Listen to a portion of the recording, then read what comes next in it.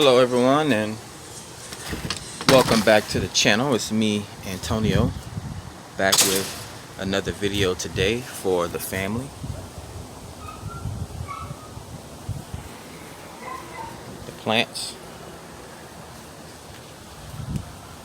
What? There's no butterflies out here today? Somebody made a difference. Somebody made a joke. Oh, there's one. Someone made a joke. There's a difference between the dragonfly and the butterfly. What do you think that difference is? But we got a lot to talk about, man. And I'm not about to discuss it all in this one video. You guys know I have this is where it all started, 9-10 months ago. And I started going through my spiritual expansion. I started to notice different things. I've always noticed things throughout my life. 99% of the time, I stood on the things that I believe in, and I said, and I did. I always had that little small thing at the back of my head, like, am I crazy? Or is the people around me really stupid? Like, common sense is not so common, That's something that I even used to say in middle school and high school, and to still be here 17, 20 years later and people are still fighting over the same things. Like it's I watch the news and I watch everything that go on, any entertainment world and things like that. People start attacking people. People have been attacking people for a long time. Social media is just another one of those tools. We think guns and things like that, bombs are the things that's tearing the world apart. It's really these backwards Jedis. And I don't even want to get too playful. Oh, here goes the butterflies. I don't even want to get too playful or joke around too much. I mean, that's just me, but it's a time and a place to be serious. But all of us that knows what it is, me, brothers like Lakeith Stanfield, brothers like Kwame Brown, Marshawn Lynch, brothers are old, Malcolm X, James Baldwin. There's always been the GOATs out there, great leaders, great inspirational people. They are attacked. What do you think happened to Jesus Christ when he decided to open his mouth, when he decided to walk into the greatest capital of the world and flip over all their desks full of monies? He wanted to, it was all about tax in his day. And even when Martin Luther King, took on his responsibility in the civil rights movement, it was about silver rights, not civil rights. It was all fine when people were marching around saying we shall overcome.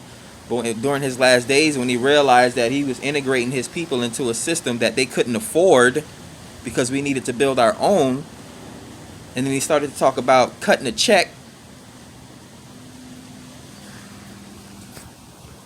But yeah, man, it's funny, man. I've had on my own family members, call me crazy, call me a black sheep, and then show up 15, 17 years later, still looking at me like I'm the one that's the crazy one. It's like, don't you guys see what's going on around us? Like, and I'm the one that should have died 17 years ago, of my generation. I think I'm the oldest of my generation.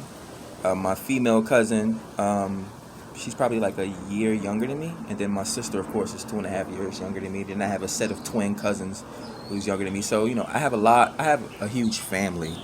And to be considered the black sheep, everyone on my mom's side thinks I'm a black sheep. People on my father's side, which is, I believe, where I get most of my gifts from, deeply melanated and African people. Although on my mother's side as well, although they're Americanized islanders, they've been mixed with a lot of Indian blood. Here in Florida, the Indians didn't really play those games with the colonizers when they came down here to Florida. But this is not a history lesson. It's just, are people really that stupid? I mean, it's a matter of perspective. I sat around elementary school being plucked out of a first grade class being put in the class with second and third graders. And then the next year, when I should have been in the second and third grade, I was put in the class with fourth and fifth graders. And again, principals honor roll, math bowls, leading the school and spelling bees and things like that. I've always been very artistic. I've always been very expressive. You see, I can talk regular, but I'm crazy though, right? Or people would have perceived me to be a crazy person. When I was going through my whole situation, I've always noticed things throughout my entire life. But when I started going through my spiritual expansion or my awareness of things last year, I kind of went into my little cocoon stage, and people got offended, and people couldn't really figure me out. People have never been able to figure me out. But it's just so funny to see how the world changes around you when your perspective changes around you, when people can't control you anymore, things like that. Even in my last days at a corporate plantation, working for the government and the census and things like that,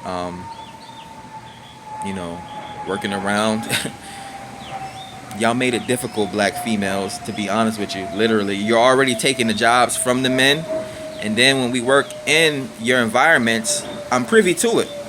You guys are doing so much bad stuff at the job that the rules have changed. They don't even want to pay you what you're worth.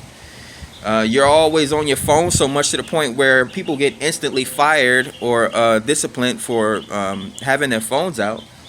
You guys barely work. Hopefully there's been an evolution, but I witnessed it. This is less than a year ago. And here I go. I tell my lady, I'm like, don't call me while I'm at work. Like this is a 20 plus dollar an hour job. Like, we set for the next year. And she calls me anyways and things like that. I'm the type of person, I don't really follow the rules. I'm not gonna pull my phone out in front of government computers to try to take pictures of people's information. I just don't trust, again, working around call centers, mostly black women.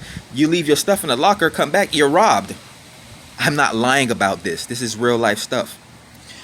But yeah, man, to the point to where it's like I can't even answer my phone to tell my lady don't call me while I'm at work because this is very important. I can't even take 5 seconds out of my life to do that in the bathroom. But you have these Hispanic white guys, nothing racist about it. They are taking over South Florida pretty much. In order to make room for one of their brethren, of course, they would snitch on me and be like, yo, he has his phone in the bathroom, bro. You watching me so hard. Are you watching my dick too? You're a grown man, twice my age. You literally hear me telling my family that I can't answer my phone. It barely took 10 seconds, and then I walk out of the bathroom, and it's a whole spectacle. So I'm gonna cuss everyone out in this building, and I'm gonna leave. Make sure y'all have my paycheck on time, or it's gonna be a problem. And to let everybody know, as I'm walking out of this building, I sell shirts and masks. But again, when it comes to living and walking in your truest, authentic self and being the person that you are called and meant to be, a leader or a spectacle, or just being at that certain place or that specific moment in time to trigger people or to inspire people or to show people. Because my whole thing, once I started to learn, I'm like, we're literally like sitting around in air-conditioned slave ships, literally. Like, I'm able to calm myself, and it is what it is. But I hear people around me complaining. I mean, you have a job and you're complaining about your job. But I mean, that's the thing. I'm the middleman. I'll sit in front of a supervisor and reprimand the supervisor as an underling. Like, listen, like, how y'all put computers in here with us and y'all expect us not to go on the internet for 10 hours? Like, we're living in an internet age. You give us access to the computers, but you don't want us to go on the computers?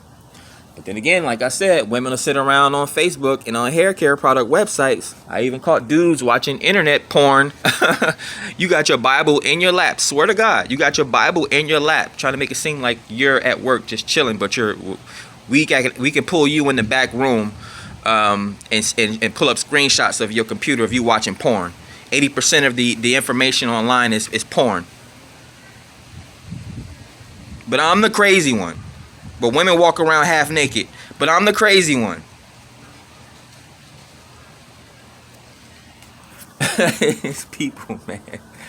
These people are crazy. Yeah, man, I ordered some new hats. This is kind of, it does look like a farmer hat a little bit. I ain't even gonna front. But I got some new hats coming in. I'm about to order an assortment of dad hats. But I got a few fedoras coming in and whatnot. A few witchy hats. You know, I like to wear all black or all white. So that stuff should be coming in. Some background wall scrolls and paintings for my room. I'm probably gonna have to rearrange my room. I didn't really want to do a whole lot of shopping because I'm gonna be traveling soon. But however spirit wants to move, spirit. See, I'm a different type of person. I move in spirit. You know, I've always been intelligent and bright and wise for my age, and old people have been telling me my whole entire life how brilliant I am and how smart I am. At this point, it's less of a compliment, it's more of a burden. Right? Even the last conversation I had with my father, it was a 3.5 long conversation, and the last hour I spent crying, lecturing him. Not crying in an emotional way, but he told me he had caught COVID, and I was like, bro, like, he's a corrections officer. He's been doing it for 25 plus years.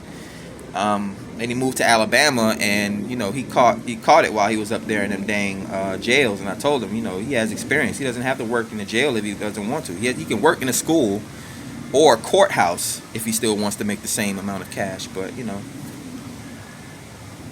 I couldn't believe how I spoke to my dad, how my dad spoke to me.